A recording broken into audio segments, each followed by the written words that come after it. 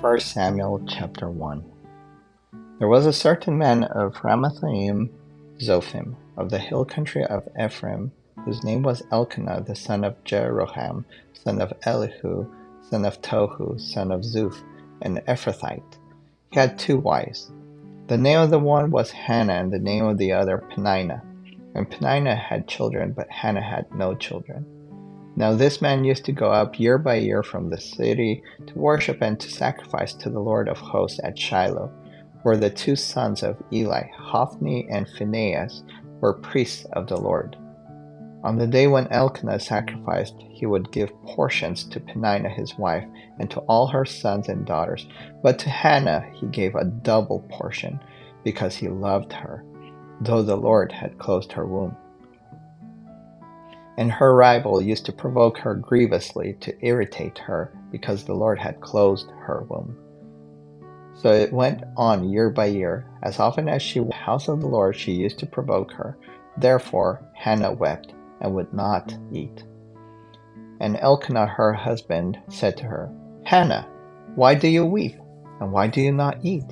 And why is your heart sad? Am I not more to you than 10 sons? After they had eaten and drunk in Shiloh, Hannah rose.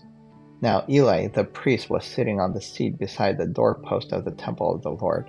She was deeply distressed and prayed to the Lord and wept bitterly. And she vowed a vow and said, O Lord of hosts, if you will indeed look on the affliction of your servant and remember me and not forget your servant, but will give to your servant a son, then I will give him to the Lord all the days of his life, and no razor shall touch his head. As she continued praying before the Lord, Eli observed her mouth. Hannah was speaking in her heart, only her lips, and her voice was not heard. Therefore Eli took her to be a drunken woman. And Eli said to her, How long will you go on being drunk? Put your wine away from you. But Hannah answered, No, my lord. I am a woman troubled in spirit. I have drunk neither wine nor strong drink, but I have been pouring out my soul before the Lord. Do not regard your servant as a worthless woman, for all along I have been speaking out of my great anxiety and vexation. Then Eli answered, Go in peace, and the God of Israel grant your petition that you have made to him. And she said, Let your servant find favor in your eyes. Then the woman went her way and ate, and her face was no longer sad. They rose early in the morning and worshipped before the Lord.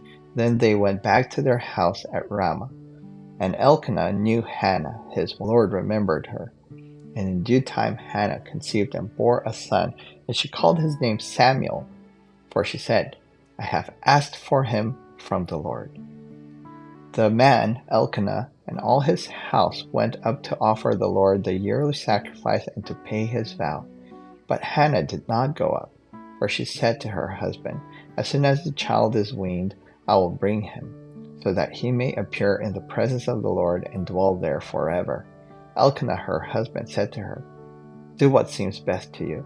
Wait until you have weaned him. Only may the Lord establish his word. So the woman remained and nursed her son until she weaned him. And when she had weaned him, she took him up with her, along with a 3-year-old bull, and an ephah of flour, and a skin of wine. And she brought him to the house of the Lord at Shiloh, and the child was young. Then they slaughtered the bull, and they brought the child to Eli.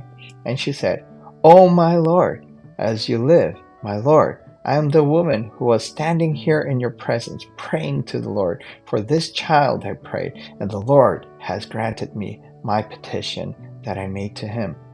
Therefore I have lent him to the Lord. As long as he lives, he is lent to the Lord. And he worshipped the Lord there. 1 Samuel chapter 2. And Hannah prayed and said, My heart exults in the Lord, my horn is exalted in the Lord. My mouth derides my enemies, because I rejoice in your salvation. There is none holy like the Lord, for there is none besides you. There is no rock like our God. Talk no more so very proudly. Let not arrogance come from your mouth. For the Lord is a God of knowledge, and by him actions are weighed. The bows of the mighty are broken, but the feeble bind on strength. Those who are full have hired themselves out for bread, but those who are hungry have ceased to hunger. The barren has borne 7, but she who has many children is forlorn. The Lord kills and brings to life. He brings down to Sheol and raises up. The Lord makes poor and makes rich. He brings low and he exalts. He raises up the poor from the dust. He lifts the needy from the ash heap, to make them sit with princes and inherit a seat of honor. For the pillars of the earth are the Lord's, and on them he has set the world. He will guard the feet of his faithful ones, but the wicked shall be cut off in darkness. For not by might shall a man prevail. The adversaries of the Lord shall be broken to pieces. Against them he will thunder in heaven. The Lord will judge the ends of the earth. He will give strength to his king, and exalt the horn of his anointed. Then Elkanah went home to Ramah, and the boy was ministering to the Lord in the presence of Eli the priest. Now the sons of Eli were worthless men. They did not know the Lord. The custom of the priest with the people was that when any man offered sacrifice, the priest's servant would come while the meat was boiling with a 3-pronged fork in his hand, and he would thrust it into the pan or kettle or cauldron or pot. All that the fork brought up, the priest would take for himself. This is what they did at Shiloh to all the Israelites who came there. Moreover, before the fat was burned, the priest's servant would come and say to the man who was sacrificing, "Give meat for the priest to roast, for he will not accept boiled meat from you, but only raw." And if the man said to him, "Let them burn the fat first, and then take as much as you wish," he would say, "No, you must give it now, and if not, I will take it by force." Thus the sin of the young men was very great in the sight of the Lord, for the men treated the offering of the Lord with contempt. Samuel was ministering before the Lord, a boy clothed with a linen ephod, and his mother used to make for him a little robe and take it to him each year when she went up with her husband to offer the yearly sacrifice. Then Eli would bless Elkanah and his wife and say, "May the Lord give you children by this woman for the petition she asked of the Lord." So then they would return to their home. Indeed, the Lord visited Hannah, and she conceived and bore 3 sons and 2 daughters. And the boy Samuel grew in the presence of the Lord. Now Eli was very old, and he kept hearing all that his sons were doing to all Israel, and how they lay with the women who were serving at the entrance to the tent of meeting, and said to them, "Why do you do such things? For I hear of your evil dealings from all these people. No, my sons, it is no good report that I hear the people of the Lord spreading abroad. If someone sins against a man, God will mediate for him. But if someone sins against the Lord, who can intercede for him?" But they would not listen to the voice of their father, for it was the will of the Lord to put them to death. Now the boy Samuel continued to grow both in stature and favor with the Lord and also with men. And there came a man of God to Eli and said to him, "Thus says the Lord, did I indeed reveal myself to the house of your father when they were in Egypt, subject to the house of Pharaoh? Did I choose him out of all the tribes of Israel to be my priest, to go up to my altar, to burn incense, to wear an ephod before me? I gave to the house of your father all my offering by fire from the people of Israel. Why then do you scorn my sacrifices and my offerings that I commanded for my dwelling, and honor your sons above me by fattening yourselves on the choicest part of every offering of my people Israel? Therefore the Lord, the God of Israel, declares, I promised that your house and the house of your father should go in and out before me forever. But now the Lord declares, far be it from me. For those who honor me I will honor, and those who despise me shall be lightly esteemed. Behold, the days are coming when I will cut off your strength and the strength of your father's house, so that there will not be an old man in your house. Then in distress you will look with envious eyes on all the prosperity and shall be bestowed on Israel. And there shall not be an old man in your house forever. The only one of you whom I shall not cut off from my altar shall be spared, to weep his eyes out, to grieve his heart. and all the descendants of your house shall die by the sword of men. And this that shall come upon your 2 sons, Hophni and Phinehas, shall be the sign to you. Both of them shall die on the same day. And I will raise for myself a faithful priest, who shall do according to what is in my heart and in my mind. And I will build him a sure house, and he shall go in and out before my anointed forever. And everyone who is left in your house shall come to implore him for a piece of silver or a loaf of bread, and shall say, Please put me in one of your priests' places, that I may eat a morsel of bread. 1 Samuel chapter 3. Now the boy Samuel was ministering to the Lord in the presence of Eli, and the word of the Lord was rare in those days. There was no frequent vision. At that time Eli, whose eyesight had begun to grow dim so that he could not see, was lying down in his own place. The Lamb of God had not yet gone out, and Samuel was lying down in the temple of the Lord, where the ark of God was.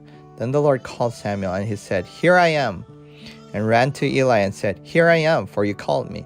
But he said, I did not call. Lie down again. So he went and lay down. And the Lord called again, Samuel. And Samuel arose and went to Eli and said, Here I am, for you have called me. But he said, I did not call, my son. Lie down again. Now Samuel did not yet know the Lord, and the word of the Lord had not yet been revealed to him.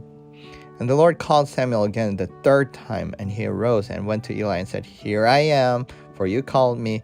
Then Eli perceived that the Lord was calling the boy. Therefore Eli said to Samuel, Go, lie down, and if he calls you, you shall say, Speak, Lord, for your servant hears. So Samuel went and lay down in his place. And the Lord came and stood, calling as at the other times, Samuel, Samuel. And Samuel said, Speak, for your servant hears.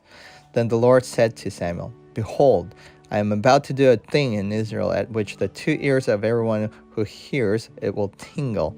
On that day I will fulfill against Eli all that I have spoken concerning his house from beginning to end, and I declare to him that I am about to punish his house forever for the iniquity that he knew, because his sons were blaspheming God, and he did not restrain them. Therefore I swear to the house of Eli that the iniquity of Eli's house shall not be atoned for by sacrifice or offering forever. Samuel lay until morning. Then he opened the doors of the house of the Lord, and Samuel was afraid to tell the vision to Eli. But Eli called Samuel and said, Samuel, my son. And he said, Here I am. And Eli said, What was it that he told you? Do not hide it from me. May God do so to you, and more also if you hide anything from me of all that he told you. So Samuel told him everything and hid nothing from him. And he said, It is the Lord. Let him do what seems good to him.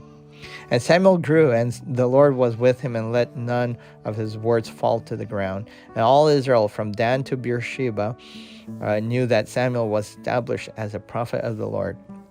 And the Lord appeared again in Shiloh, for the Lord revealed himself to Samuel at Shiloh by the word of the Lord. 1 Samuel chapter 4. And the word of Samuel came to all Israel. Now Israel went out to battle against the Philistines. They encamped at Ebenezer, and the Philistines encamped at Aphek. The Philistines drew up in line against Israel, and when the battle spread, Israel was defeated before the Philistines, who killed about 4,000 men on the field of battle. And when the people came to the camp, the elders of Israel said, Why has the Lord defeated us today before the Philistines? Let us bring the ark of the covenant of the Lord here from Shiloh, that it may come among us and save us from the power of our enemies. So the people were sent to Shiloh and brought it from there, the ark of the covenant of the Lord of hosts, who is enthroned on the cherubim. And the 2 sons of Eli, Hophni and Phinehas, were there with the ark of the covenant of God. As soon as the ark of the covenant of the Lord came into the camp, all Israel gave a mighty shout, so that the earth resounded. And when the Philistines heard the noise of the shouting, they said, What does this great shouting in the camp of the Hebrews mean? And when they learned that the ark of the Lord had come to the camp, the Philistines were afraid, for they said, A god has come into the camp. And they said, Woe to us, for nothing like this has happened before. Woe to us, who can deliver us from the power of these mighty gods? These are the gods who struck the Egyptians with every sort of plague in the wilderness. Take courage and be of men, O Philistines, lest you become slaves to the Hebrews, as they have been to you. Be men and fight. So the Philistines fought, and Israel was defeated. And they fled, every man to his home. And there was a very great slaughter, for 30,000 foot soldiers of Israel fell. And the ark of God was captured, and the two sons of Eli, Hophni and Phinehas, died.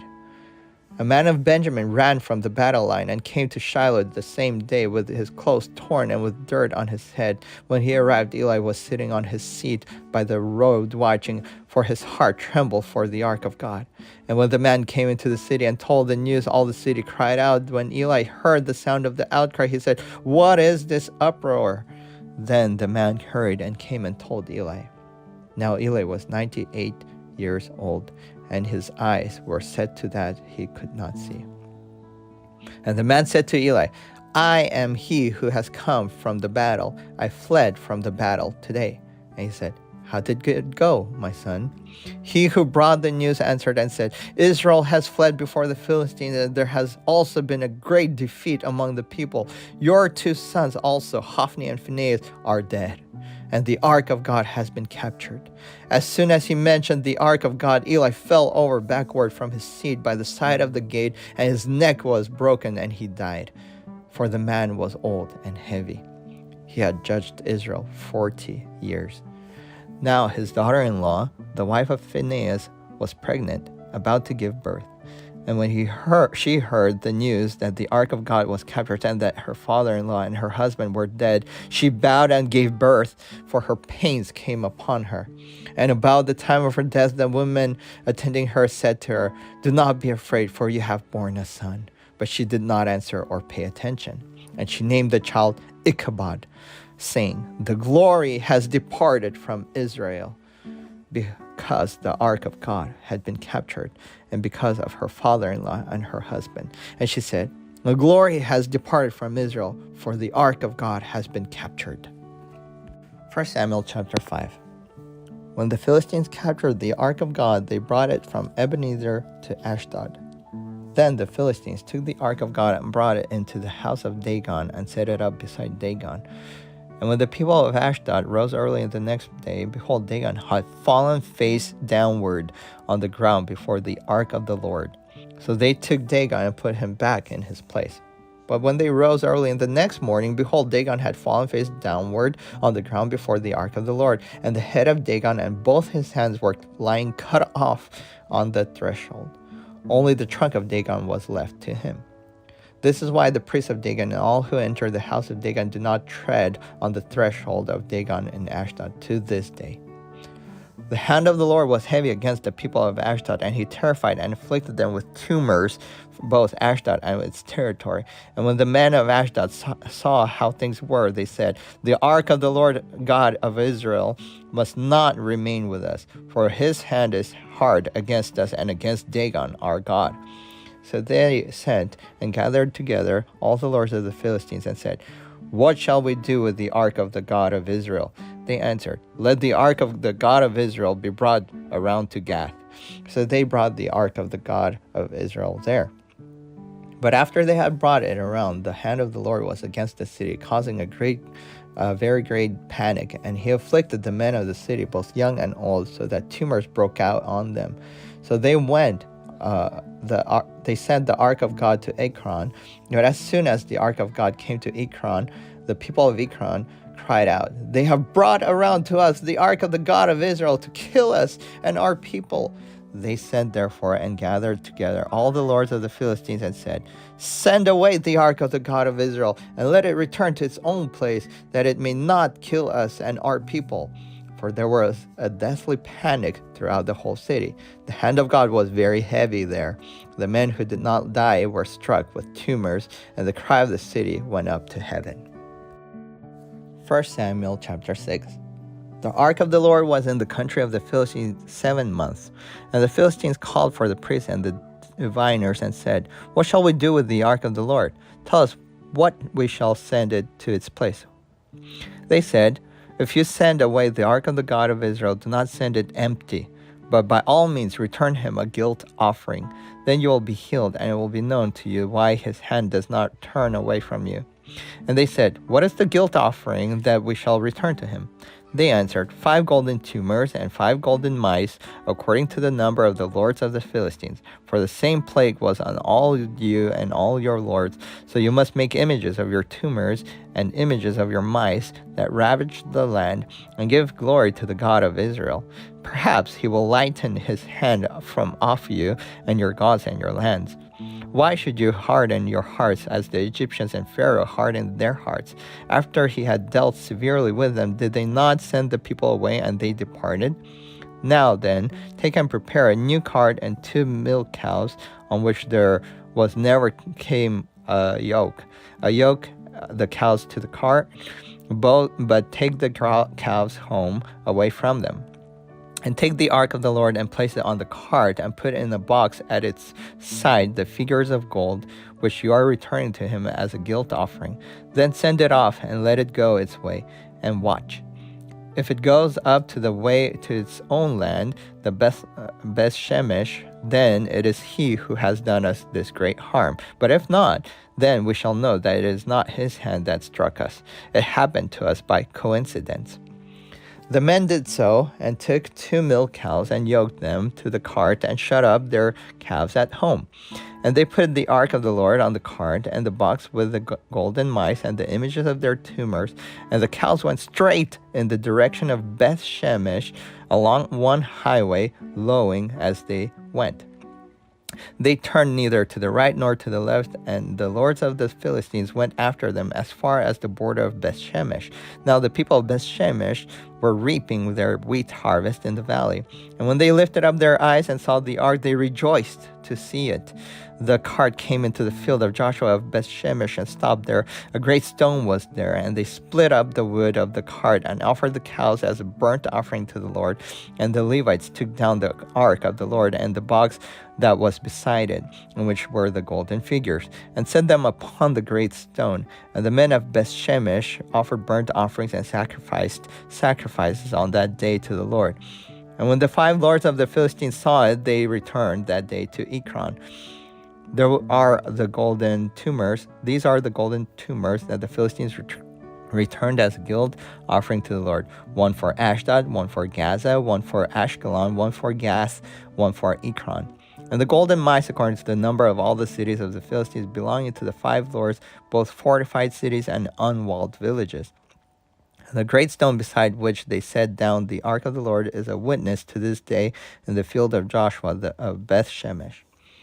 And he struck some of the men of Beth Shemesh because they looked upon the ark of the Lord. He struck 70 men of them, and the people mourned because the Lord had struck the people with a great blow. Then the men of Beth Shemesh said, "Who is able to stand before the Lord, the holy God? And to whom shall he go up away from us?" So they sent messengers to the inhabitants of Kiriath Jearim, saying, "The Philistines have returned the ark of the Lord. Come down and take it up to you." 1 Samuel chapter 7. And the men of Kiriath Jearim came and took up the ark of the Lord and brought it to the house of Abinadab and on the hill. And they consecrated his son Eleazar to have charge of the ark of the Lord. From the day that the ark was lodged at Kiriath Jearim, a long time passed, some 20 years, and all the house of Israel lamented the Lord. And Samuel said to all the house of Israel, "If you are returning to the Lord with all your heart, then put away the foreign gods and the Ashtaroth from among you, and direct your heart to the Lord, and serve him only, and he will deliver you out of the hand of the Philistines." So the people of Israel put away the Baals and the Ashtaroth, and they served the Lord only. Then Samuel said, "Gather all Israel as Mizpah, and I will pray to the Lord for you." So they gathered at Mizpah and drew water and poured it out before the Lord and fasted on that day and said there, "We have sinned against the Lord." And Samuel judged the people of Israel at Mizpah. Now when the Philistines heard that the people of Israel had gathered at Mizpah, the lords of the Philistines went up against Israel.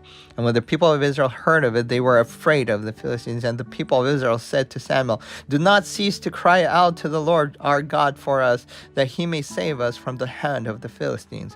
So Samuel took a nursing lamb and offered it as a whole burnt offering to the Lord. And Samuel cried out to the Lord for Israel, and the Lord answered him. As Samuel was offering up the burnt offering, the Philistines drew near to attack Israel, but the Lord thundered with a mighty sound that day against the Philistines and threw them into confusion, and they were defeated before Israel.